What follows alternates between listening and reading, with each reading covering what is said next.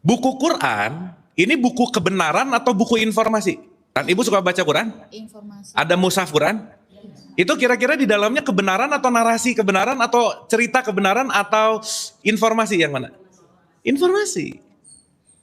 Berarti kita akan mengiyahkan kebenaran Quran setelah baca atau setelah mengalami? Mengalami. Berarti pengalaman itulah yang nanti akan membuktikan sebuah konteksnya yang namanya kenyataan. Berarti kalau yang datangnya 5 terus marah, mau ngomong asyhadu alla ilaha illallah, enggak ngaruh lah pokoknya. Berarti orang yang bersyahadat salah satunya, aku bersaksi bahwa kenyataan akan selalu menang, bahwa keinginanku akan selalu dikalahkan oleh kenyataan gitu. Kira-kira orang yang bersyahadat banyak menerima hidup, banyak menolak hidup. Sekarang pertanyaannya, ada orang tiba-tiba ngomong asyhadu alla ilaha illallah. Dia lagi bersyahadat nggak? Belum tentu. Boleh jadi dia baru membunyikan. Tapi bersyahadat bukan urusan bunyi, tapi mengalami.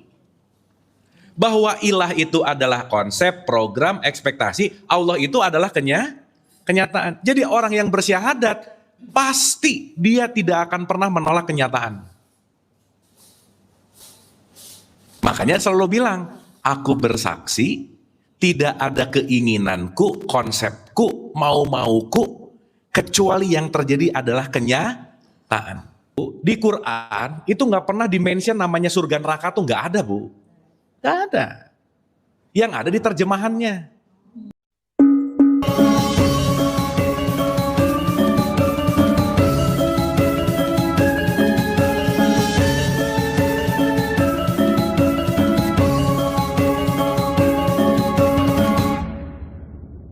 Assalamualaikum warahmatullahi wabarakatuh. Waalaikumsalam. Alhamdulillahirabbil alamin, segala puja-puji milik Allah Subhanahu wa taala yang atas rahmat karunia kasih sayangnya. Alhamdulillah pagi menuju siang hari ini kita tetap dikumpulkan di tempat yang mulia ini. Pertama-tama mari kita sama-sama doakan siapapun yang menjadi jalan pertemuan kita senantiasa mendapatkan keberkahan dari Allah Subhanahu wa taala. Amin. Ini kita tepuk tangan dulu buat Sahibul Bait, hatur nuhun, terima kasih sudah selalu menyediakan tempatnya untuk kita belajar. Dan yang paling pasti nyiapin makan yang enak-enak gitu ya. Salawat serta salam juga kita lupakan, kita sampaikan kepada seluruh Nabi dan Rasul, wabil khusus baginda besar kita Rasulullah Muhammad Sallallahu Alaihi Wasallam, pada para sahabat-sahabatnya, tabiin, pemuka-pemuka agama, wali-wali Allah, pejuang-pejuang bangsa, dan senantiasa sampai kepada kita sampai akhir zaman. Amin, amin ya Allah ya Rabbal Alamin. Pagi hari ini seperti biasa, kita belajar bareng lagi, dan mungkin sebelum kita mulai kita hening dulu sejenak, santai dan rileks agar lebih bisa hadir utuh di sini saat ini. Al-Fatihah. A'udzubillahi minasyaitonirrajim. Bismillahirrahmanirrahim. Alhamdulillahirabbil alamin arrahmanirrahim maliki yaumiddin iyyaka na'budu wa iyyaka nasta'in ihdinas siratal mustaqim siratal ladzina an'amta 'alaihim ghairil maghdubi 'alaihim waladdallin. Amin amin ya Allah ya rabbal alamin. Ada pertanyaankah atau ada sesuatu yang mau dielaborasikah atau apa gitu seperti biasa sebelum kita masuk ke berikutnya, karena kan di sini udah lama ya kita ya, jadi kayaknya lebih asik kalau pas gitu misalnya ada sesuatu yang mau dibahas kita dalemin gitu. Mungkin ada ibu-ibu? Silakan. Ya ibu. Assalamualaikum warahmatullahi wabarakatuh. Salam ya. Salam kenal Pak Abu Mar. Iya. Saya sering ini lihat YouTube-nya luar biasa. Oke Bu. Dan alhamdulillah saya bisa ketemu dengan Bapak. Jadi manggil Bapak apa Akang ya? Kakak aja Bu. Kakak. Saya masih muda Bu. Iya. Pertanyaan yang ada dalam saya dari sudut pandang Kak Marlo, Iya. Abu Marlo Iya, ya. iya. Jadi kalau Nabi Adam itu secara non fisik bagaimana dan secara fisik bagaimana? Oke. Menurut sudut pandang dari Pak Abu Marlo, itu saja barangkali. Ya, Terima oke. kasih. Assalamualaikum warahmatullahi wabarakatuh. Salam. Kalau non fisik saya juga nggak ketemu Bu ya, nggak tahu. Ada lagi mungkin? Udah. Ada lagi? Ada lagi Bu? Enggak. Paneri. Oh ya udah, sip. Kita bahas ini sedikit boleh ya? Oke. Nggak ada lagi beneran ini? Ya, nanti, Oh ini udah sambil udah jalan. top lah ya. Kalau kita bicara dalam konteks yang namanya kan balik ya. Saya selalu mengawali begini. Innalillahi wa inna ilaihi rajiun kan.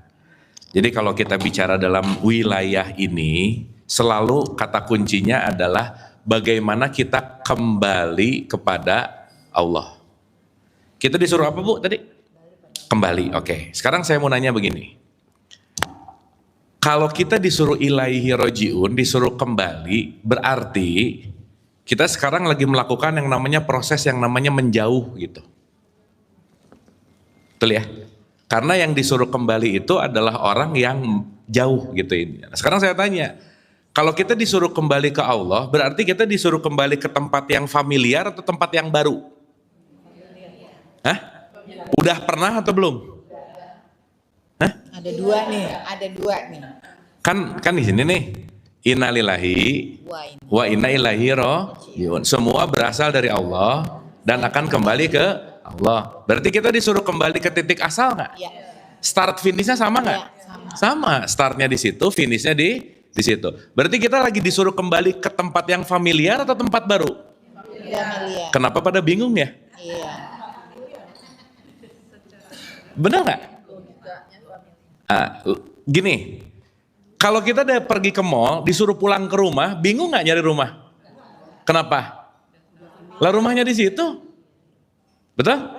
Berarti kata kuncinya adalah kita disuruh kembali ke tempat yang familiar, ke tempat yang justru kesejatian, yang kita justru malah jangan-jangan menjauh tadi dan lupa tentang konteks yang namanya familiar itu gitu. Nah saya muter dulu ke sini ya, nanti baru kita ngomongin Adam gitu. Karena kalau kita terjebak Adam hanyalah dalam sosok orang laki-laki yang dari surga ini kayak Mr. Bean gitu, ini nggak nyambung sih sebenarnya. Sehingga nanti kita akan mengerti dari konteks ini yang akan kita pelajari lebih dalam bukan hanya dalam wilayah fisikalnya tetapi esensialnya gitu. Oke sampai sini? Sip ya? Nah pertanyaannya begini.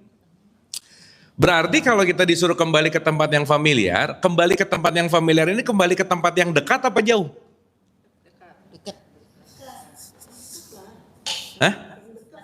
Gini. Allah itu sesuatu yang dekat, sesuatu yang jauh. Dekat. Oke, secara apa dekatnya? Kalau saya sama Bu Mita jaraknya dekat nggak? Dekat. Di sini makin dekat makin jauh. Kalau ke sini, nah, itu ukuran dekat atau jauh. Sekarang saya tanya, ukuran dekat jauhnya sama Allah gimana? Tidak. Tidak ada ukurannya kalau sama Allah. Nah sekarang saya tanya waktu ibu-ibu tadi jawab Allah itu dekat yang ada di benak pikiran ibu-ibu dekatnya gimana? Nyadar ada. Di mana-mana ada. Oke. Nah kalau gitu kan itulah kenapa kata kuncinya selalu bahwasannya kita dikasih diri ini kata kuncinya untuk mengenal Allah. Makanya man arafah nafsah faqad arafah robbah. Kalau kamu mengenal nafsmu, kamu akan mengenal Robmu gitu. Berarti kata kunci yang paling dalam lagi bahwa kenapa kita dikasih diri intinya untuk menjadi mikroskop pengenalan kepada Allah itu sendiri. Maka semakin orang mengenal dirinya pasti semakin sadar kalau Allah itu gak pernah jauh gitu. Contoh, ada gak orang yang berpikir mau kembali ke Allah tuh hidup, mati dulu baru pulang? Ada yang gitu gak kira-kira? Hidup, mati, baru pulang. Ada yang mikir gitu gak kira-kira? Termasuk gak? Ya, jangan-jangan mikirnya nanti nunggu mati baru kembali ke Allah gitu. Kan gak gitu dong. Betul gak? Karena kata kuncinya tidak terletak pada hidup dan matinya, karena Allah mau hidup mau mati, ya Allah gak pernah jauh gitu intinya. Oke sampai sini? Nah, untuk memperkenalkan ini diceritakanlah dalam bentuk yang namanya narasi gitu. Karena manusia ini untuk tahu sesuatu tuh memang perlu narasi gitu. Makanya segala bentuk yang nyampe ke kita, kata kuncinya sebetulnya saya ulang-ulang kata kunci ya supaya kita tahu gitu. Intinya adalah narasi yang disampaikan kepada kita. Nah, narasi ini bisa masuk kepada sistem yang namanya keyakinan. Tetapi keyakinan belum tentu kenyataan. Narasi sama dongeng hampir sama nggak kalau kita? Dongeng itu kan bentuk narasi. Contoh. Buku Quran, ini buku kebenaran atau buku informasi? Informasi. Quran. Ibu suka baca Quran? Informasi. Ada mushaf Quran? Itu kira-kira di dalamnya kebenaran atau narasi kebenaran atau cerita kebenaran atau informasi yang mana? Informasi. Berarti kita akan mengiyahkan kebenaran Quran setelah baca atau setelah mengalami? Mengalami. Berarti pengalaman itulah yang nanti akan membuktikan sebuah konteksnya yang namanya kenyataan. Makanya di surat 12 ayat 111 ya, nanti ibu-ibu boleh buka di Quran sendiri-sendiri. Ada kalimat gini, Quran ini bukan cerita yang dibuat-buat gitu. 12 ayat paling terakhir. Tetapi dia akan menjadi petunjuk ketika apa? Ketika kita mendalami Quran itu sendiri, kita transformasikan menjadi yang namanya sebuah pengalaman. Jelas ya? Nah, kalau begitu, narasi yang namanya mushaf Quran itu adalah informasi untuk kita. Kata kuncinya adalah satu aja. Inti kita ngapain apapun pembelajaran dalam hidup cuman satu goalsnya, menerima kenyataan. Setuju nggak sampai sini? Iya. Sekarang mau baca Quran, mau tahu A, mau tahu B, konteksnya kalau kita ngelawan kenyataan terus, ya berarti nggak ilaihi rojiun gitu. Berarti maksud ilaihi rojiun itu bukan kembali ke tempat, bukan Bu. Orang yang ilaihi rojiun sesederhana orang yang akan menerima kenyataan. Karena Allah itu adalah sang realitas. Jadi orang yang beribadah kepada Allah, orang yang menyembah Allah, maaf nih ya, bukan yang rajin sholat, rajin puasa, bukan, itu alatnya. Tapi puncak penghambaan diri kepada Allah adalah bagaimana kita menerima yang namanya kenyataan. Sampai sini oke? Duh diam-diam gini, ibu-ibu oke nggak ini? Dapat ya? Nah, sekarang saya tanya, bagus atau buruk itu penilaian siapa? Kita. Jadi realitas baik atau buruk? Enggak, netral lah. Karena kenetralan itu yang membuat karena realitas itu yang membuat baik atau buruk, bukan realitasnya tetapi sudut pandang kita terhadap realitas. Betul nggak? Berarti kalau kita masih terjebak baik, buruk, hitam, putih, kita belum menerima realitas seapa adanya. Kenapa? Nah, nanti kita ngerti. Makanya nanti Adam itu pasti kaitannya sama Hawa. Kenapa? Karena kita sudah terdidik dalam konteks yang namanya konsep atau yang disebut program atau yang disebut ekspektasi. Dan nanti ujung-ujungnya berantem kita hidup itu cuma satu kok Bu. Apa yang aku inginkan, kejadian atau enggak, udah itu aja. Saat nggak kejadian jadi masalah, saat kejadian jadi sesuatu hal yang wah ini adalah berkah gitu kira-kira.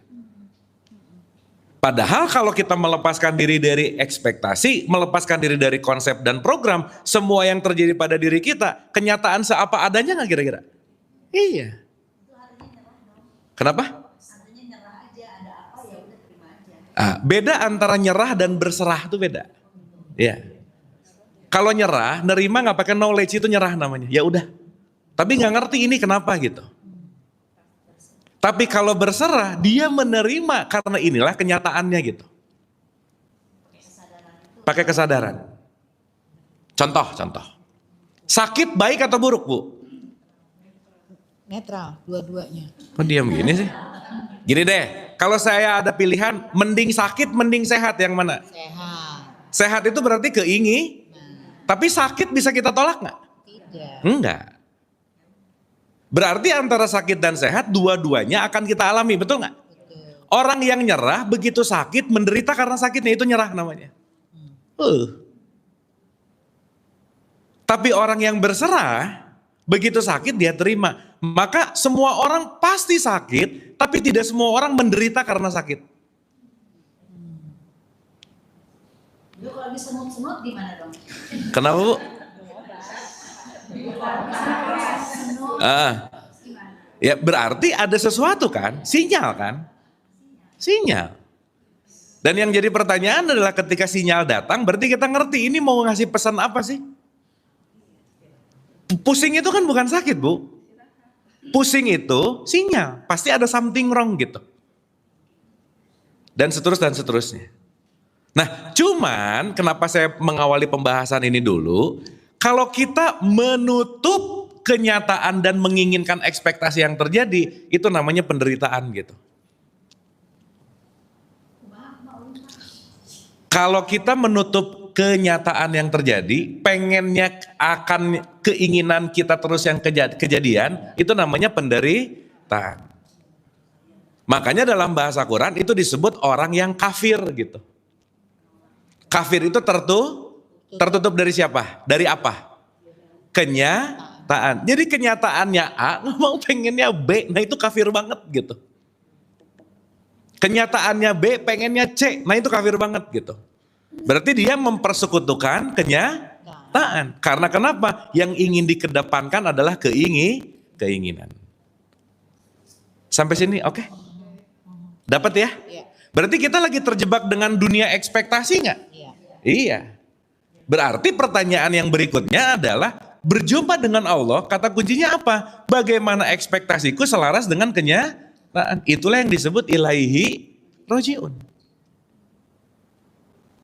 Jadi pulang ke Allah tuh bukan nunggu ke tanah kusir dulu pulang. Enggak.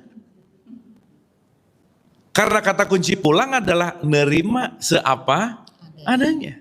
Makanya di situ disebut kul hu Allahu ahad. Nah, sekarang berikutnya, kok bisa sampai kita terbungkus oleh konsep dan program dan ekspektasi? Kan jadi pertanyaan, jadi perjalanan panjang gitu. Contoh. Kalau kita bicara dalam konteks diri, di surat 84 ayat 19 itu ada kata-kata, kamu itu tingkat demi tingkat dalam kehidupan, punya layer by layer by layer. Kita ngelihat orang, Bu, itu jangan lupa, yang kita lihat itu adalah tampakan yang langsung mudah kita lihat oleh panca indera kita, betul nggak? Iya. Saya selalu sering ulang-ulang nih, bahasan lalu juga udah kita bahas. Saya ulang pertanyaannya begini. Kalau kita ngelihat orang, lebih banyak kelihatannya, lebih banyak yang nggak kelihatannya. Yang kelihatan. Nih ngelihat orang nih, banyak yang kelihatannya atau yang nggak kelihatannya? Hah? Yang lebih banyak yang mana? Kelihatan. Yang Oke, Ibu bisa ngelihat pikiran orang nggak? Perasaan, emosi, memori, sikap hatinya, nggak bisa. Betul? Berarti yang tertampak itu cuma 1% dibandingkan dengan yang tidak tertampak, betul nggak? Karena 99% ini pakai hitungan lebay aja ya, 99% ini kita nggak tahu, nggak kelihatan. Makanya bagian yang tidak terlihat 99% ini dalam bahasa Quran disebut goib.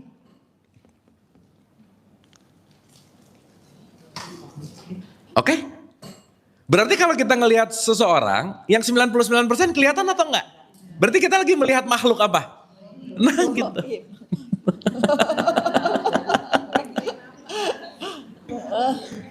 Karena nggak kelihatan. Yang tertampak itu hanya fisikalnya, yang tertampak itu hanya tampakkan wujudnya, jasadnya, tapi mentalnya nggak kita lihat, psikologisnya nggak kita lihat, apalagi esensi-esensi yang lebih dalam perspektif ini, katakanlah sumbernya nggak kita lihat gitu. Nah, dalam cerita ini, kalau boleh saya sederhanakan, Allah ini sebagai sumber sering disebut diri tertinggi yang namanya aku satu gitu. Sumbernya di situ. Memerciklah aku satu ini menjadi aku dua. Dalam bahasa cerita di Quran, aku dua ini disebut Adam gitu intinya. Percikan ruhnya Tuhan. Maka Adam ditemani oleh aku tiga yang namanya jiwa. Maka ini nanti disebut Hawa. Maka pasangannya Adam adalah Hawa. Bukan istri loh, pasangan, beda. Cuman dinarasikan, oh ada bapak-bapak namanya Adam, ketemu ibu-ibu namanya Hawa, gitu kira-kira. Terus nanti kalau kita umroh haji juga dibilang pertemuan Adam dan Hawa itu gimana? Iya kan narasi. Orang perlu narasi nggak, Bu? Perlu dongeng nggak? Perlu. Tetapi dongeng itu bisa dalam bentuk mitologis, bisa bentuknya logis gitu, logos. Oh di sini ada diceritain ini di sini. Sekarang saya tanya, beneran atau enggaknya? Nggak tahu. Betul nggak? Tapi ketika itu diyakini sama jutaan orang, jadi beneran nggak kira-kira? Nah gitu. Contoh, Bu, hantu ada nggak?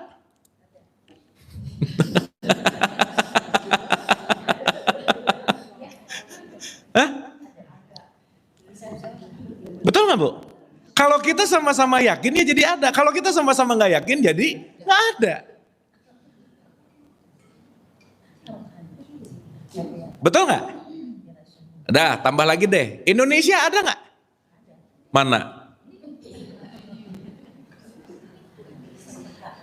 Indonesia itu ada atau diada-adakan? Diada-adain. Orang jam 7 pagi 17 Agustus 45 belum ada kok. Jam 7 pagi 17 Agustus 1945 Indonesia udah ada belum? Jam 10 baru ada, benar nggak? Berarti diadakan bersama nggak kira-kira? Iya. Karena semuanya masuk dalam konteks wilayah narasi yang kolektif gitu. Oke? Nah sekarang saya tanya, narasi yang kolektif itu pasti kenyataan nggak kira-kira? Belum tentu. Buktinya, bagi orang-orang bule nggak ketemu pocong tuh hantunya pakai jas, betul nggak? Karena narasinya mereka urusannya di jas gitu. Bule ketemu pocong nggak takut, Bu. Iya, buat dia nggak ada hantu yang berpocong. Dan memang hantu tuh sesuai dengan kadar tingkat ekonomi sih memang ya. Dapat nggak maksud saya? Dapat ya? Berarti kalau gitu ada sebuah narasi yang diyakini bersama yang menjadi keyakinan bersama. Diyakini aja udah. Bu, kalau kita barengan meyakini rumah ini keramat, bakal jadi keramatnya kira-kira? Iya. Makanya ini nanti kita bicara dalam konteks yang namanya keyakinan. Oke? Dapat? Nah, kenapa saya belok dulu ke sini? Begitu nanti narasi kolektif yang diyakini bersama, itu adalah collective belief, itu adalah konteks yang diyakini sama-sama. Contoh, Ibu tahu Nabi Musa membelah lautan nggak? Tahu? Benar nggak kira-kira? Terus terang. Iya. Itu Iya, kita ditekan yakin aja, benar nggak? Ngelihat enggak, tahu enggak, bukti enggak, tapi jadi ya yakin. Tapi nyata enggak? Enggak tahu. karena kolektif itu tadi. Karena kolektif tadi. Nah yang bahaya, keyakinan kolektif yang tidak digunakan nalar kritis, jadilah dogma dan doktrin. Jadilah alat kontrol gitu. Makanya intinya kalau kita ngomongin dalam konteks hidup cuma ada dua sebenarnya. Aku tahu, aku tidak tahu. Nah yang bahaya sekarang yang tidak tahu jadi yakin. Jadi kalau begitu pertanyaan besarnya, apapun keyakinan kita gak bisa melawan yang namanya kenyataan. Saya yakin, contoh. Dari lahir dikasih keyakinan sama ibu saya, Abu kamu yakin aja ya, nanam cabai nanti keluar durian. Yakin gak saya? Tapi durian datang gak? Enggak. Berarti apa yang ibu-ibu yakini pasti kenyataan gak kira-kira? Belum tentu. Tapi yang menang suka kenyataan, suka keyakinan. Ini menang mulu nih. Enggak, aku tuh yakin, nyatanya begitu kok gitu. Sip ya? Sehingga semua bentuk narasi apapun yang dilekatkan oleh keyakinan, yuk kita cek dalam bentuk kenyataan. Itulah kenapa kita dikasih salah satu tools yang namanya akal gitu. Makanya kita perlu menggunakan akal. Nah, kalau tadi pertanyaannya tentang Adam, masa historikal dan lain-lain, ya udah sih. Kejelasannya juga masih dicari gitu. Tetapi point of view-nya kalau kita mau mengambil narasi yang lebih dalam, bahwa konteks ini lagi mau berbicara bahwa ada aku satu, ada aku dua, ada aku tiga, dan ada aku empat. Berarti Adam dan Hawa itu selalu terjadi dalam diri kita nggak kira-kira?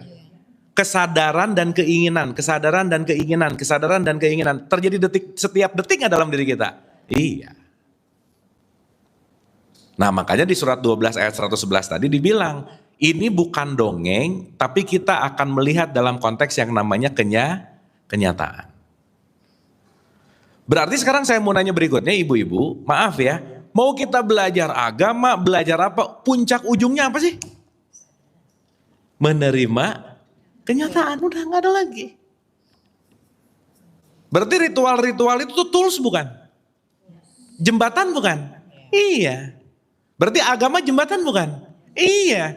Ujung-ujungnya kalau kita mau bicara dalam konteks apapun, ya inti dari semua tingkat sampainya adalah ilaihi rojiun. Kata kunci ilaihi rojiun itu adalah sampai menuju kepada menerimanya kita kepada kenyataan. Nah, berarti untuk menerima kenyataan ini hal mudah apa hal sulit? Santai. Mudah apa sulit? Sulit banget, kenapa coba? Udah tervirusi keyakinan, udah tervirusi konsep, program, ekspektasi dan seterusnya gitu. Apalagi kita hanya sibuk ngelihat yang 1%, yang 99%-nya nggak diapa-apain gitu. Dapat sampai sini? Oke ya? Paham ya?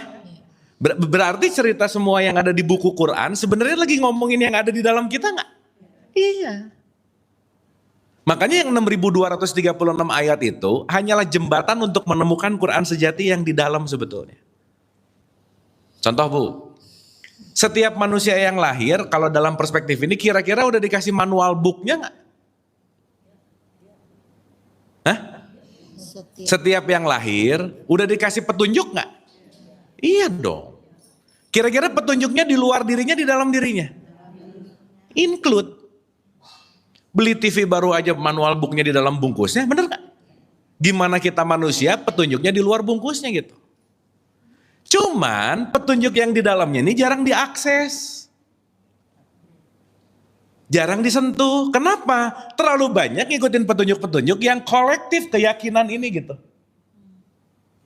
Makanya validasi lagi, menurut katanya pokoknya keluar. Karena kenapa? Ini sudah menjadi sesuatu yang kebanyakan atau dalam konteks yang namanya mayoritas. Padahal kalau kita bicara dalam konteks ini, petunjuk sejati sekali lagi ada di sana atau ada di sini? Orang Allahnya aja di sini kok, nggak pernah di sana. Tapi karena dia nggak ngerti, langsung kita serahkan segala sesuatu kepada yang di atas. Di atas mana coba? Berarti kalau masih di atas, jauh atau dekat? Jauh. Padahal dia jauh atau dekat? Dekat. Berarti yang memisahkan kita dekat sama jauh tergantung apa? Kita. Tergantung aku tiganya, tergantung jiwa, benar, tergantung dalam wilayah kesadaran.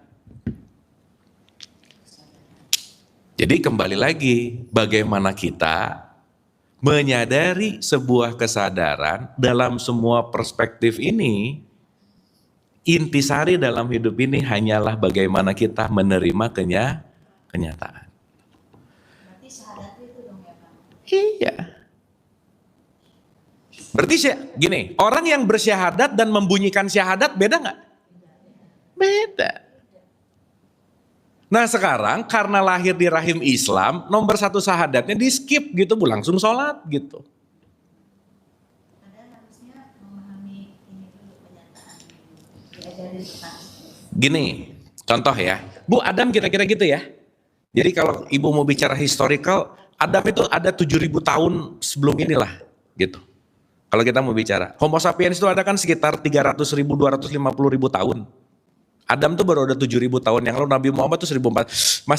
Masih era-era nggak terlalu lama lah dalam tanda petik. Kalau kita ngomongin dari lain itu gitu. Tetapi yang saya ingin garis bawahi, Adam itu bukan aku satu sebagai jasad gitu loh Bu. Tetapi Adam itu adalah kesadaran. Nah makanya, dikit ya nanti kita bahas. Pernah dengar nggak Adam turun ke dunia? Hah? Kira-kira yang turun ke dunia maksudnya apa? Tingkat kesadaran. Tingkat kesadarannya turun ke derajat yang paling rendah. Turun ke level yang namanya materi. Makanya kalau di level Hawkins yang pernah kita bahas, saat kita ada di level benci, takut, apatis, marah-marah, sombong dan seterusnya, itu level rendah banget tuh. Jadi bukan nyikbuk, bukan. Tapi kesadarannya lagi ada di level bawah gitu kira-kira.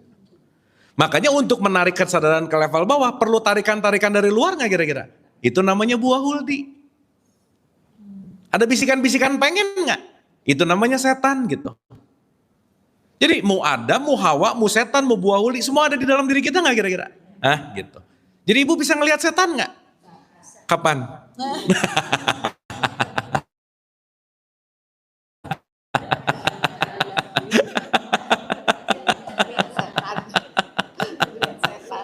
Paham ya? Ini bukan ngomongin sosoknya, bukan, ngomongin fungsi. Karena konteks yang akan kita pahami ini tidak berbentuk hanya dalam wilayah simbol, tapi konteksnya adalah fungsi. Jadi Adam itu simbol apa fungsi? Ya simbolnya oke lah ya, tapi lebih berbicara tentang Jadi Muhammad itu simbol atau fungsi? Fungsi. Karena namanya bukan Muhammad, tapi Ahmad bin Abdullah, kan beda tuh. Jadi waktu ngomongin syahadat, kita lagi ngomongin fungsinya, simbolnya. Fungsi. Dapat ya? Kalau kita nggak ngerti konteks simbol dan fungsi, ya kita akan melihat ini sebagai sosok aja, yang apa-apa juga. Tapi nanti kita ngerti bahwa inti dari semua pembelajaran ini, bagaimana kita memiliki fungsi. Contoh. Kita ngerti nih, contoh ya. Sholat misalnya. Sholat itu selalu ada setelah syahadat. Betul nggak? Berarti orang bisa sholat kalau dia sudah bersyahadat. Sekarang saya tanya, sholat itu artinya mengingat, oke? Kalau mengingat harus ada yang diingat nggak? Iya. Kalau ada yang diingat harus bersaksi kepadanya dulu nggak kira-kira? Makanya aku bersaksi. Tidak ada apa? Ilah selain Allah. Nah sekarang pertanyaannya, ada orang tiba-tiba ngomong asyhadu alla ilaha illallah. Dia lagi bersyahadat nggak? Belum tentu. Boleh jadi dia baru membunyikan. Tapi bersyahadat bukan urusan bunyi, tapi mengalami. Bahwa ilah itu adalah konsep, program, ekspektasi. Allah itu adalah kenyataan. Jadi orang yang bersyahadat, pasti dia tidak akan pernah menolak kenyataan.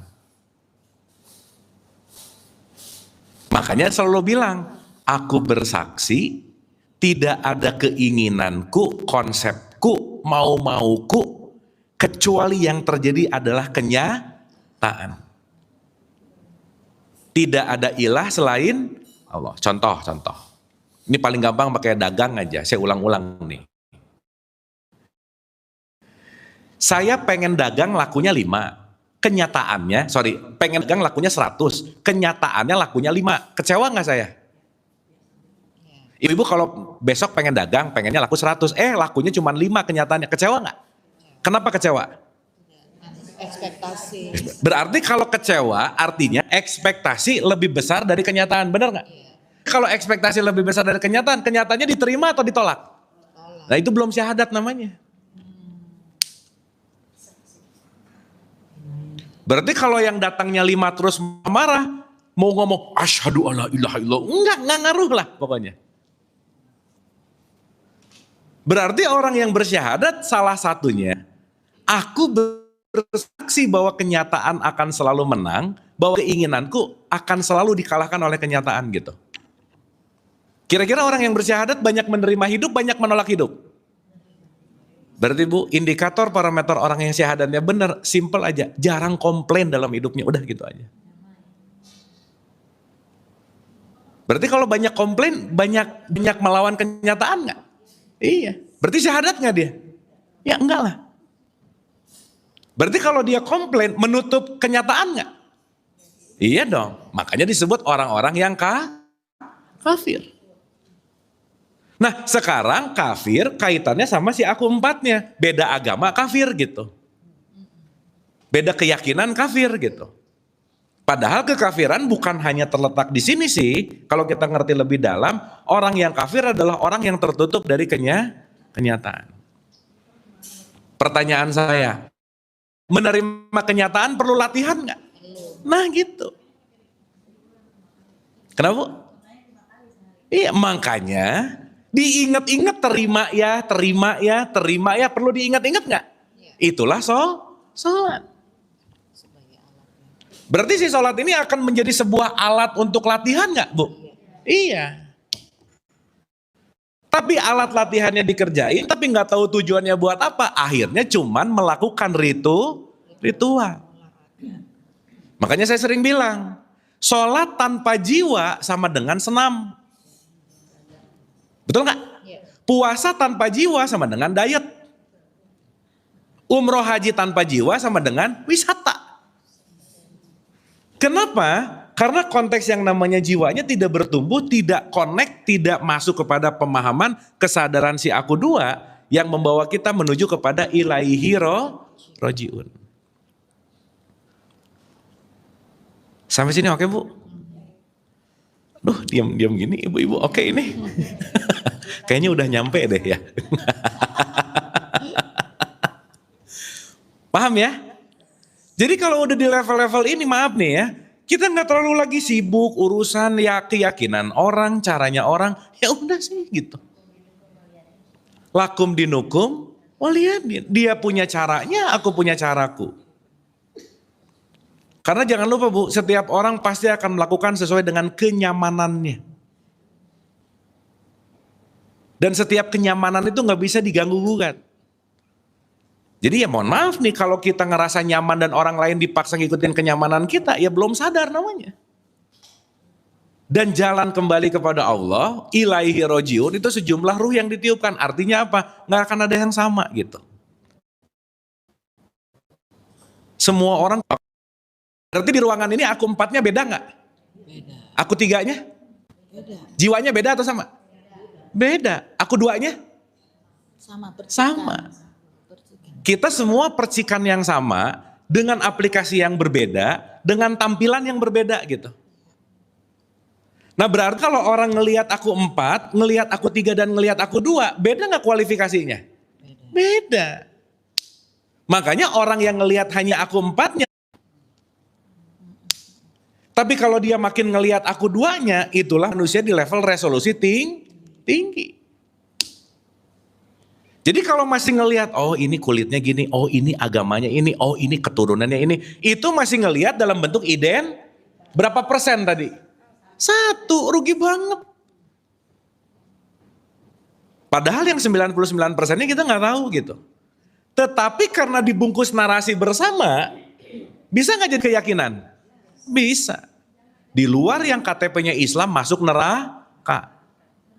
Narasi bukan? Narasi, percaya lagi. Ya ngomongnya aja belum pernah gitu masalahnya. Betul nggak? Tapi itu dibutuhkan nggak? Butuh. Karena kalau nggak ada dogma dan doktrin tidak membentuk sebuah ikatan sosial. Buat TK, SD, SMP lah, dogma doktrin perlu iya. Tapi lepas dari itu, dia berfungsi secara kritikal, dia akan terjebak dalam konteks yang namanya narasi gitu. Maka ya. Betul. Iya, berarti Ibu terjebak di narasi nggak?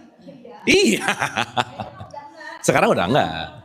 Ya, nah berarti sekarang yang jadi pertanyaan mau ngomongin neraka, mau ngomongin surga, mau ngomongin barzah, itu pasti ada pemaknaan mendalam nggak kira-kira? Pasti. Makanya kenapa kita perlu belajar gitu? Kita perlu mendalami, bukan hanya dari kata-kata, bukan hanya dari nama, bukan hanya dari narasi bersama, kita masuk kepada konteks yang namanya pemahaman. Contoh aja. Ibu-ibu, di Quran itu nggak pernah dimention namanya surga neraka tuh nggak ada, Bu. Nggak ada. Yang ada di terjemahannya.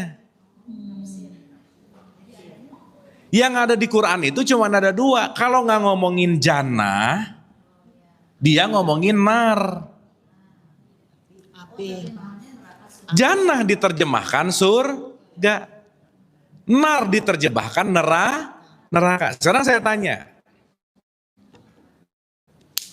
Pada narasi umum, surga dan neraka, ibu-ibu lebih memilih surga, lebih memilih neraka. Kenapa? Enak. Katanya. Ceritanya, betul nggak? Oke. Sekarang saya tanya, orang sibuk nyari surga, padahal tiap ada orang meninggal ngomongnya innalillahi wa inna ilaihi rojiun. Artinya apa? Semua yang datang dari Allah akan kembali ke, berarti kembali itu ke surga atau ke Allah? Allah. Ih beda-beda ini. Ilaihi, berarti surga tempat kembali bukan? Tapi pengen.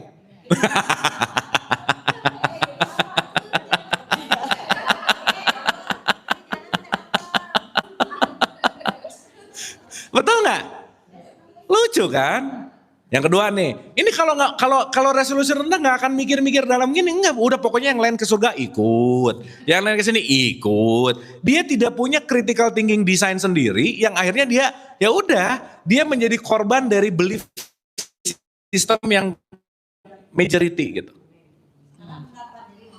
Ah, sekarang kita tanya nih, contoh dulu nih ya, basic dulu. Dalam semua struktur ini katakanlah cuma ada dua aja. Allah itu holik, di luar Allah itu namanya makhluk. Allah itu apa, Bu? Di luar Allah? Berarti kita holik apa makhluk? Sip. Tumbuhan? Makhluk. Binatang? Makhluk. Air? Bumi? Nah, mulai nih. Bumi? Makhluk. Makhluk kan di luar Allah. Kan diciptakan ceritanya. Betul? Planet? Sip. Jadi yang holik hanya Allah. di luar Allah, Makhluk. neraka, makhluk, surga. Jadi kalau ibu-ibu nyari surga berarti nyari holik, nyari makhluk. Nah gitu. Kan gak nyambung. Tapi boleh gak orang nyari surga? Boleh-boleh aja sih. Ibu pernah dengar ada pintu surga gak? Nah, itu dia. Pernah ya? Dongeng. Tapi sampai sekarang belum ada yang tahu loh, pintu surga itu dibukanya didorong atau digeser, nggak ada yang tahu.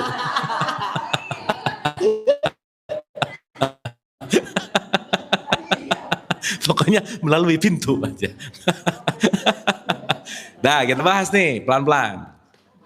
Nih, kita buka Quran deh. Ada yang tolong bukain surat 13 ayat 35, silakan. Bismillahirrahmanirrahim. Perumpamaan surga yang dijanjikan kepada orang-orang yang bertakwa. Tahan dulu. Amsal, perumpamaan, surga. Jadi ini lagi ngomongin apa nih? Perumpamaan. Diumpamakan. Let's say. Oke? Ya. Berarti bahasa-bahasa jannah atau surga ini lagi berbicara tentang perumpamaan. Seperti, berarti ini lagi ngomongin sebuah penggambaran gak kira-kira? Lanjut Bu. Orang-orang yang bertakwa ialah seperti taman. Seperti apa? Taman. Karena jannah sendiri itu artinya kebun. Apa Bu? Kebun. Jadi kalau ada nikah, semoga sakinah mawaddah warahmah, til jannah. Mau kemana nih pengantin? Taman. Ke kebun. Iya, kan jannah kebun. Iya. Kebun itu taman. Betul? Maka ibu-ibu kalau punya teman namanya Nur Jannah artinya lampu taman gitu. Iya. Iya, iya, iya. Ya, jadi jannah itu artinya Kebun. Kebun dikasih sebuah perumpamaan. Sekarang saya tanya, ibu tahu nggak kalau kebun ini terawat atau kebun ini nggak terawat? Tahu nggak? Tahu. Dari apanya? Dilihat. Looks-nya. Rumputnya gede, tinggi-tinggi, nggak tertata. Ini kebun yang nggak terawat gitu kira-kira. Sip. Maka kita ini semua diumpamakan sebagai kebun yang perlu dirawat. Satu. Yang kedua, kenapa kalimat kebun, surga, katakanlah, terminologi yang dipakai pada saat itu kenapa pakai jannah coba Bu? Karena pada zaman itu semua orang pengen punya kebun. Karena di Arab pada saat itu tandus kering. Berarti sesuatu yang diinginkan banget gak? Contoh-contoh, pada saat itu Nabi Muhammad ngomong, weh kalau kamu ilaihi rojiun, kalau kamu ngikutin aku, kamu nanti akan dikasih kebun. Make sense gak? Karena mereka kekurangan lahan subur, kekurangan buah-buahan, kekurangan air dan seterusnya. Berarti ini ngomongin perumpamaan gak? Iya. Iya. Bu, maaf ya. Iya. Kalau Nabi Muhammad ngomong gini di Lembang, Bandung, orang-orang Lembang dikasih tahu, akang-akang nanti kalian akan mendapatkan kebun, nggak akan tertarik. Kenapa? Udah ada ini banyak gitu. Paham nggak maksud saya? Sip ya?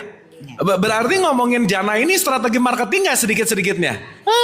Pokoknya gimana caranya orang tertarik, karena kenapa? Pintu masuknya melalui punish and reward gitu. Oke? Iya. Sip. Sip. Berarti lanjut dulu Bu. Dilanjutin. Oh ya. Oke, ialah seperti taman atau berkebun, mengalir di bawahnya sungai-sungai, senantiasa berbuah dan teduh. Itulah tempat kesudahan bagi orang-orang yang bertakwa. Berarti kalau orang yang takwa ngalir nggak hidupnya? Ngalir, santai, berbuah. Berarti kalau berbuah dia fokus pada nanam terus nggak kira-kira? Iya. Iya. Karena Bu, jangan lupa, nggak mungkin ada buah kalau nggak pernah menanam, nggak mungkin. Berarti dia akan melihat prosesnya, ngalir, santai. Karena air di sini mau bicara tentang aliran, air yang fresh itu air yang mengalir gitu, nggak stuck gitu kira-kira. Lanjut. Sedangkan tempat kesudahan bagi orang-orang kafir ialah neraka. Kesudahan orang yang kafir apa? Neraka. Neraka. Kafir itu tertutup, neraka itu, nar itu adalah sesuatu yang panas. Nah sekarang saya tanya, maaf ya, pencipta surga dan neraka pencipta yang sama nggak? Sama. Kira-kira menciptakan itu tujuannya buat apa? Punishment and rewarding. Satu, kalau Allah sebagai Rob, kata kunci jannah dan nar, ini intinya untuk apa? Pendidikan, belajar. Karena dalam konteks hidup, Allah itu mempunyai hukum, bukan menghukum. Garis bawahi itu. Contoh. Ibu tahu hukum tabur tuai ya? Kalau nanam cabai, keluar apa? Berarti kalau nanam cabai harapannya duren, terus duren gak keluar, Allah menguji aku gak pernah keluar duren. Gitu gak kira-kira? Enggak. Allah menghukum atau punya hukum? Punya hukum. Berarti kita dihukum gak sama Allah? Enggak lah. Hidup ada ujian gak? Yang menguji siapa? Ini awas masih ngomong Allah lagi nih. Allah menguji. Itu gimana? Semua konteksnya kembali kepada tanggung jawab yang namanya konsekuen. Berarti kalau orang nanam cabai gak keluar durian, ini hukuman bukan? Bukan. Tidak cocok dengan hukum. Oke? Kalau kita masuk konteksnya yang namanya jannah itu artinya kebun, mengalir. Indikator parameternya satu aja. Di surat 11 ayat 106 itu dikasih tahu. Sok Bu, satu lagi Bu. Ini kita ngomongin ini sedikit. 11 106.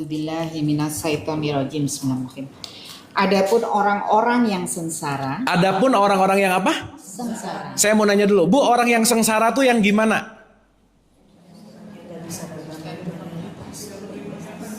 Sengsara tuh apa sih? Satu, keinginanku enggak kejadian. Udah itu sengsara aja. Jadi sengsara itu bukan masalah status ekonomi, bukan masalah pangkat, bukan. Sengsara adalah aku pengen enggak kejadian. Berarti kalau orang yang sengsara, ekspektasinya lebih besar dari apa? Kenyataan. Itu sengsara tuh. Lanjut, Bu. Maka ia berada di dalam neraka. Maka dia berada di mana? Berarti orang yang ekspektasinya lebih tinggi, panas nggak? Hawanya nggak enak nggak kira-kira? Nah gitu. Lanjut. Di sana mereka mengeluarkan dan menarik nafas dengan merintih. Menarik nafas dengan apa? Kalau menarik nafas merintih, nafasnya enak nggak? Saya mau nanya, kapan ibu nafas nggak enak? Waktu marah. Ya pilek sih bener. Mampet. Tapi disadari nggak ketika marah, ketika kita ada di frekuensi rendah, nafas tuh cepat. Gitu nggak? Sesak nggak? Berarti kalau lagi gitu lagi ada di mana kalau kata Quran? Gitu. Panas gitu, vibesnya nggak enak gitu. Bisa. Bukan bisa sekarang lagi, saya rasa ibu-ibu sering di neraka deh.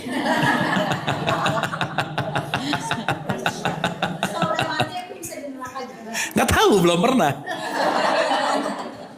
Itu kan suka nanya aneh-aneh ya.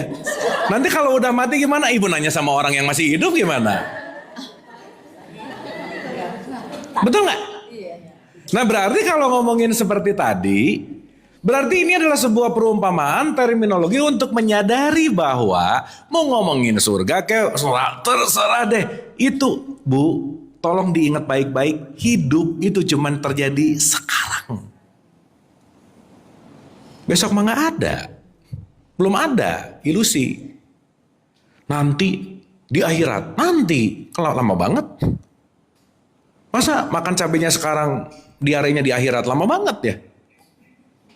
Berarti konteks yang akan kita lakukan semuanya adalah konsekuensi. Berarti pertanyaannya, kalau tadi ini perumpamaan, maaf ya, nar panas itu wilayahnya ketika kita dikuasai oleh ekspektasi gitu.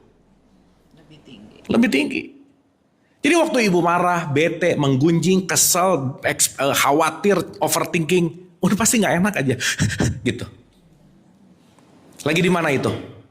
Ya. Berarti kalau lagi marah, lagi ada di mana? Nah, gitu. Lanjut Bu. Mereka kekal di dalamnya selama masih ada langit dan bumi. Bisa kekal nggak di neraka? Kenapa coba? Kenapa kalimatnya bisa kekal? Karena nggak akan ada orang yang menolong kamu untuk keluar dari neraka kecuali kamu memilihnya. Paham ya? Selama ada apa katanya? Langit dan langit ada nggak sekarang? Bumi ada nggak? Berarti udah ada belum? Berarti lagi happening saat ini nggak? Nah, gitu. Jadi Bu, maaf ya, ibu-ibu jangan takut masuk neraka lah. Udah masalahnya.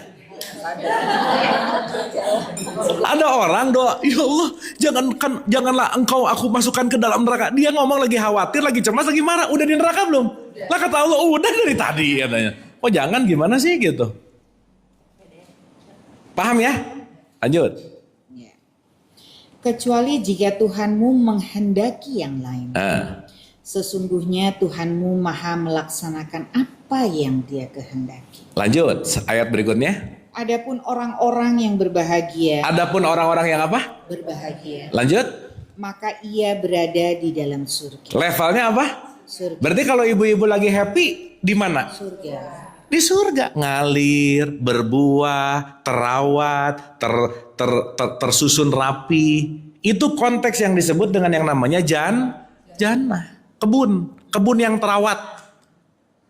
Karena kenapa Bu? Tidak ada kebun yang langsung terawat, otomatis terawat nggak ada. Perlu ada yang merawat. Nah ini kebunnya ini nih, dirawat atau enggak gitu. Bisa datang dari hama pikiran, bisa datang dari virus-virus emosi, perasaan dan seterusnya gitu intinya. Nah cuman yang ingin saya ajak berpikir lebih dalam lagi, jangan lupa Bu, tidak ada ruang penyiksaan bagi Allah tuh nggak ada. Nggak ada ruang penghukuman bagi Allah tuh nggak ada. Yang ada, Allah selalu mendidik. Contoh, nar itu disimbolkan panas, betul? Disimbolkan api, betul? Saya selalu menganalogikan ini supaya mudah. Ibu-ibu kalau mau makan makan steak, si dagingnya perlu dibakar dulu nggak? Biar juicy nggak kira-kira? Berarti daging itu juicy karena matang, betul nggak? Berarti neraka didesain sama Tuhan bukan untuk menghukum tapi untuk mematangkan. Supaya kita matang gitu. Berarti ibu ketemu orang nyebelin itu neraka nggak buat kita? Supaya kitanya apa? Matang. Belajar. Karena maaf nih, ibu-ibu mau doa apapun sama Allah, Allah tidak akan memberikan hasil tapi Allah memberikan kesempatan. Saya selalu ulang-ulang itu. Contoh, ibu-ibu pengen jadi orang sabar, Allah nggak akan ngasih sabar tapi ngasih kesempatan untuk jadi orang sabar. Diberikanlah kesempatan ketemu orang nyebelin. Berarti orang nyebelin ini bisa jadi neraka nggak buat kita? Tapi nerakanya untuk apa? Mendidik, mematangkan, jiwanya jadi matang gitu. Sip ya? Dapat ya? Nah berarti kata kuncimu itu Adam diturunkan dari surga, bukan nyikbuk, bukan. Dari happy jadi bete. Dari tenang jadi anxiety. Dari damai-damai aja jadi penuh konflik. Nah turun tuh gitu. Berarti kita akan selalu naik turun begini gak? Nah gitu. Harapannya kita punya grafik nggak gini gitu Bu. Tapi dari yang gini jadi gini nih. Dah aja. Naik nggak terlalu naik, turun nggak terlalu turun. Artinya apa? Happy jangan kebangetan, sedih jangan kebangetan juga. Jadi mode tengah itu disebut B aja. Apalagi di wilayah happy, jangan janji aja udah. Pasti kemakan emosi itu. Orang yang janji lagi happy nggak ditepati biasanya. Kenapa? Dia berjanji lagi dalam keadaan tidak stabil gitu. Dan lagi nggak happy, jangan mengumpat juga. Kenapa? Ini hanyalah perjalanan emosi yang pasti akan kita dapatkan, baik di wilayah spike atas atau bawah. Kata kuncinya adalah berbolak-balik gitu intinya. Nah, supaya tetap di tengah, ada latihan sholat 5 kali, puasa, umroh, haji, kurban. Itu supaya latihan di level-level B aja gitu. Jadi kalau sekarang sholat umroh hajinya rajin banget tapi spike-nya atas bawah banget, berarti belum menjadikan ritual untuk membuat kita jiwanya dalam keadaan yang namanya di tengah-tengah disebut mutmainah atau tenang gitu intinya. Nah jadi Bu, kunci yang bisa kita ambil dari pertemuan kita di pagi hari ini, semua kunci dalam kehidupan itu namanya ketenangan. Ketenangan adalah kunci. Saat kita tenang, kita akan bisa melihat dengan jelas, mendengar dengan jelas, mengambil keputusan dengan jelas. Nah, latihan ketenangan tadi, sholat, puasa, umroh, itu latihan. Sedekah. Tapi outputnya adalah jiwa-jiwa kita yang ada di level yang namanya mutmainah. Oke? Sip ya? Jadi kita mengalami surga tiap hari nggak? Mengalami neraka. Cuman yang ngerti ini 1% masalahnya. Yang 99% nggak ngerti gini Bu. Karena yang 99% dimengerti dalam bentuk surga dan neraka itu letak geografis gitu. Tempat. Padahal mau tempatnya dimanapun kalau jiwa ibu-ibu tenang, ibu-ibu pasti lagi ada di dalam jannah. Berarti surga bisa di sini nggak? Bisa di sana nggak? Bisa. Berarti ditentukan sama tempatnya nggak? Enggak. Jadi semuanya tergantung dari kondisi Nah ibu-ibu tiap jam 12, ini sekarang bentaran lagi, jam 4 dicek. Allahu Akbar, gitu nggak? Itu dari subuh ke zuhur kan lagi dicek. Lebih banyak surga, lebih banyak neraka sih gitu. Nanti asar dicek lagi, lebih banyak surga, lebih banyak neraka gitu. Sip ya? Jadi kita nyari surga nggak? Janganlah, ngapain, mending nyari Allahnya aja. Cari kebun. Surga mah nyari kebun banyak tuh di depan situ, urban forest. Nah, itu surga juga. Paham, Bu? Dapat ya? So kalau udah ngerti ini ingat, tapi ingat nih, yang ngerti ini cuman 1%. Yang 99% belum bisa masuk ke level ini. Jadi maksud saya, ibu-ibu buat yang ngerti udah aja, nggak usah nanti pulang dari sini langsung, iya aku baru pulang dari surga, nggak usah, udah biasa aja. Dia nggak ngerti marah-marah gitu, kok dari surga sih, kan surga, nah panjang nanti ceritanya gitu. Berarti punten mohon maaf nih ya, berarti surga dikasih atau diciptakan? Kita yang bikin. Makanya Nabi Muhammad bilang, baiti janati. Surga yang utama itu rumah. Kalau rumah tenang, kemana-mana tenang. Karena rumah itu laboratorium berbuat baik kita, laboratorium ketenangan kita. Makanya di rumah itulah sumber dari ketenangan yang akan menenangkan di luar rumah gitu. Jadi di luar rumahnya tenang, di dalam rumahnya nggak tenang, pusing Bu, nggak betah di rumah. Kalau kita mencari ketenangan itu dengan zikir kan Ya. Tapi ada orang zikir tapi untuk tujuan tertentu gitu, gimana? Ya terserah dia. Tapi kalau kita ngerti, Tapi tujuan tertentunya itu maksa gitu, boleh nggak? boleh atau enggak kan pilihan ya. Gini. Ibu-ibu mau zikir, mau meditasi, mau apa, tujuannya cuma satu.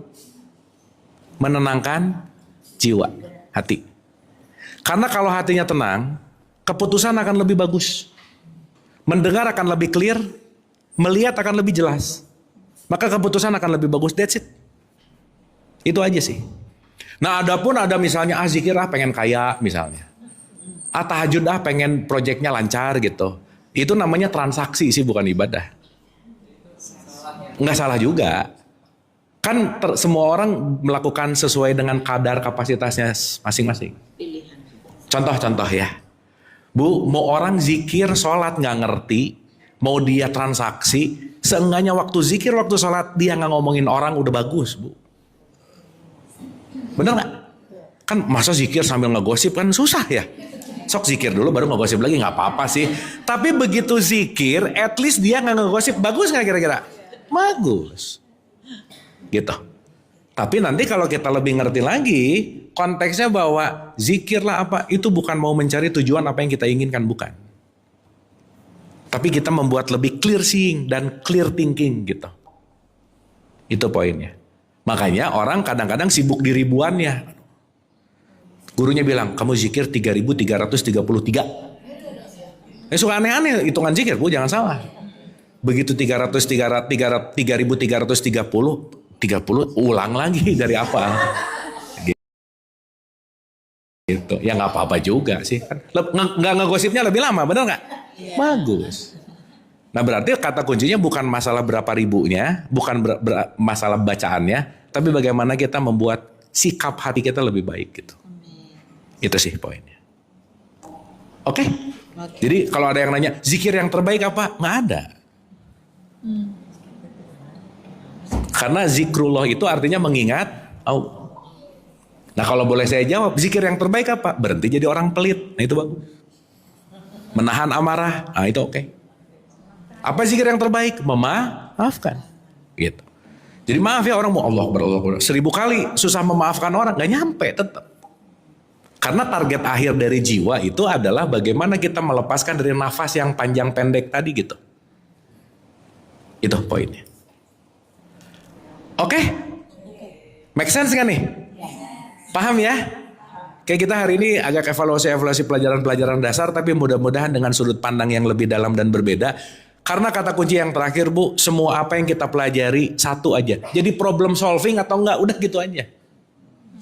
Ngaji kemana-mana tapi nggak dapat problem solving, berarti cuma obesitas pengetahuan gitu. Oh tahu ini gitu.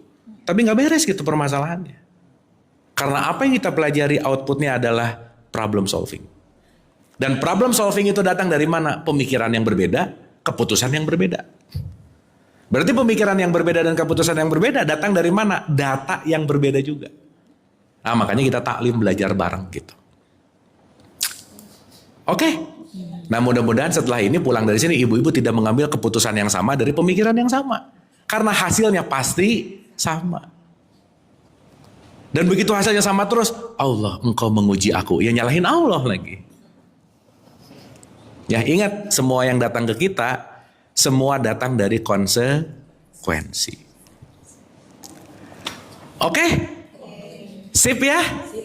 Paham? Dapat sesuatu hari ini? Hah? Duh, diam-diam gini. Oke, kalau ada lagi, mungkin satu lagi. Ada pertanyaan? Ibu tapi ya, paham Adam ya tadi ya? Kita ngelihatnya dari situ. Iya. Ya urusan fisik itu masih diteliti apanya ya udahlah gitu ya. Tapi kalau kita memahami bahwa keadaman itu ada sebagai keruhanian, ya kita akan sadar bahwa Adamnya di sini juga gitu. Iya, boleh Bu. Gimana? Gimana Bu? Oh ya oke. Tapi dapat ya pertanyaan ibu yang ini dapat ya. Oke. Baik ibu-ibu kalau tidak ada pertanyaan lagi semoga dapat dan sekali lagi ini bukan urusan hafal tapi urusan mengalami. Jadi semoga kita semakin mengkaji semakin bisa untuk menerima kenyataan. Karena tugas berat dalam hidup adalah menerima kenyataan karena gak akan ada yang pernah menang dari kenyataan, hanyalah kenyataan itu sendiri. Dan penerimaan kenyataan itu datang dari latihan. Baik, kalau begitu kita hening sejenak sebelum kita tutup. Al-Fatihah. A'udzubillahi minasyaitonirrajim. Iyyaka na'budu wa iyyaka nasta'in ihdinas siratal mustaqim. Siratal ladzina an'amta 'alaihim ghairil maghdubi 'alaihim waladdallin amin. Allahumma rabbighfirli wa li walidayya warhamhuma kama rabbayani shaghira. Rabbana atina fid dunya hasanah wa fil akhirati hasanah wa qina adzabannar. Wa adkhilnal jannata ma'al abrar ya aziz ya ghafar ya rabbal alamin. Subhana rabbika rabbil izzati amma yasifun wa salamun alal mursalin. Walhamdulillahi rabbil alamin. Amin, amin ya Allah ya rabbal alamin. Ibu-ibu terima kasih atas perhatiannya. Semoga bermanfaat. Senantiasa apapun yang kita pelajari kita bisa aplikasikan. Dan senantiasa juga ibu-ibu sehat dan bahagia. Wabillahi taufiq wal hidayah. Assalamualaikum warahmatullahi wabarakatuh. Mau ada pengumuman? Sebelum kita photo session, jadi kami sekeluarga kajian anggur berdoa semoga apa yang dialami Kang Abu hari ini yaitu untuk mengikuti ujian wawancara program Dr. PMB S3 UIN Sunan Kalijaga Yogyakarta sukses dan diterima dan lancar studinya dan tidak lupa dengan kita-kita yang kajian di sini karena memang amat sangat susah waktunya Kang Abu. Jadi kami mohon maaf dari kajian anggur yang semestinya kami memang mengadakan itu 3 minggu sekali menjadi sebulan sekali. Kami memaklumi kegiatan dan kesibukan Kang Abu selama ini. Jadi itu insya Allah lancar ya Kang ya. Terima kasih ibu-ibu. Mohon maaf atas keterlambatan dimulainya kajian pada hari ini. Dan kita akan makan siang. Kang Abu masih IF? Masih alhamdulillah luar biasa Kang Abu. Oke, terima kasih atas kedatangannya. Insya Allah ilmu hari ini bisa kita fahami dan kita jalankan dan kita semakin baik lagi sebagai makhluk Allah. Amin, amin ya rabbal. Assalamualaikum warahmatullahi wabarakatuh. Ya, makasih. Kita foto.